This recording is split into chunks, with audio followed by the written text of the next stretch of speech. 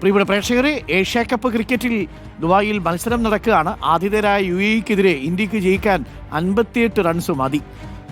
UAE 13 ഓവറിൽ 57 റൺസിന് പുറത്തായി. കുൽദീപ് യാദവ് 4-ഉം ശിവം ദുബെ 3 വിക്കറ്റും നേടിയിട്ടുണ്ട്. ജയേഷ് പൂക്കോട്ടൂരുണ്ട് കൂടുതൽ വിവരങ്ങളുമായി. Jayesh Pookkottur, good evening. ഒന്ന് ഉപ്പ് തൊടാൻ പോലും ഇല്ലല്ലോ, എന്താണ് അവസ്ഥ? 57 റൺസിന് പുറത്തായിരിക്കുന്നു. ഇത് ഓപ്പണർമാർ അടിച്ചുകൂട്ടി തിരിച്ചു വരുമോ?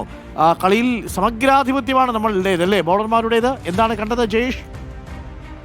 ഉറപ്പായിട്ടും, കാരണം എതിരാളികൾക്ക് കുറച്ചധികം റൺസ് വേണമെന്ന് നമ്മൾ ആഗ്രഹിക്കാൻ പാടില്ല, പക്ഷെ വേണമായിരുന്നു. കാരണം സഞ്ജു കളിക്കുന്നത് 5-ാം നമ്പറിലായിരിക്കും.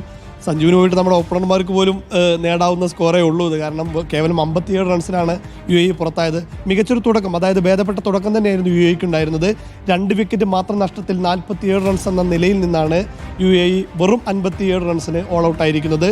അവസാന 8 വിക്കറ്റുകൾ വെറും 10 റൺസിനിടെയാണ് UAE നഷ്ടപ്പെടുത്തിയത് എന്നുള്ളതും അതിൽ തന്നെ വളരെ അലസമായി കളഞ്ഞ വിക്കറ്റുകൾ കൂടുതൽ ഉണ്ടായിരുന്നു.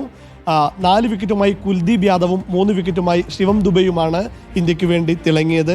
അതിൽ തന്നെ കുൽദീപ് യാദവ് വെറും 7 റൺസ് മാത്രം വിട്ടുകൊടുത്താണ് 4 വിക്കറ്റ് നേടിയത്. ശിവം ദുബെ 4 റൺസ് മാത്രം വിട്ടുകൊടുത്താണ് 3 വിക്കറ്റ് നേടിയത് എന്നുള്ളതും ശ്രദ്ധേയമായ കാര്യമാണ്. വിക്കറ്റ് കീപ്പിംഗിൽ സഞ്ജു സാംസൺ തിളങ്ങിയിട്ടുണ്ട്. 2 ക്യാച്ചുകളുമായിട്ടാണ് സഞ്ജു വിക്കറ്റിന് പിന്നിൽ തിളങ്ങിയിട്ടുള്ളത്. തീർച്ചയായിട്ടും ഇന്ത്യയെ സംബന്ധിച്ചിടത്തോളം ഇതൊരു ചെറിയ സ്കോർ തന്നെയാണ്. മികച്ച രീതിയിൽ തന്നെ ഓപ്പണർമാർക്ക് തന്നെ നേടിയെടുക്കാവുന്ന സ്കോർ മാത്രമാണ് ഇപ്പോൾ UAE അടിച്ചിട്ടുള്ളത്. Okay, thank you. ജയേഷ് പൂക്കോട്ടൂരാണ് വിവരങ്ങൾ നൽകിയത്. അപ്പോൾ പ്രിയപ്പെട്ട പ്രേക്ഷകരെ, 57 റൺസ് എന്നൊക്കെ പറഞ്ഞാൽ നമ്മുടെ ഓപ്പണർമാർക്ക് ഒന്നും തൊട്ടുകൂട്ടാനില്ല എന്നാണ്. നമ്മുടെ 5-ാം നമ്പറിലാണ് സഞ്ജു സാംസൺ ഇറങ്ങേണ്ടിയിരുന്നത്. സഞ്ജുവിന് ബാറ്റ് ചെയ്യേണ്ടി വരാനുള്ള സാഹചര്യമില്ല എന്നാണ് നമ്മൾ മനസ്സിലാക്കുന്നത്. ഓപ്പണർമാർക്ക് തന്നെ അടിച്ചു കൂട്ടാവുന്ന റൺസ് മാത്രമേ UAE വഴങ്ങിയിട്ടുള്ളൂ.